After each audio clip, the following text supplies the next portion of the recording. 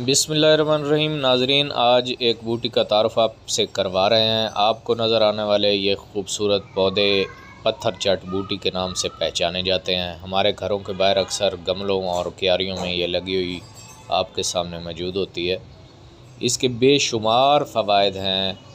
Leaf of life इसको कहा जाता है। इसके पत्ते ज़िंदगी के लिए बहुत ज़रूरी हैं।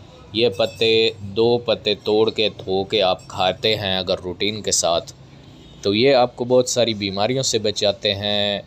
और अगर कोई जिस्म में बीमारी मौजूद है तो उसको निकाल बाहर करती है।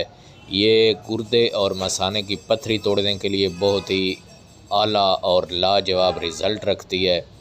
इसको 2-3 पत्ते लेकर 1-2 दाने काली मिर्च के साथ रगड़ कर इसका घोटा बनाकर इस्तेमाल करने से गुर्दे की लाइफ बेहतर होती है। गुर्दे में मौजूद इन्फेक्शन पथरी ख़त्म होती है।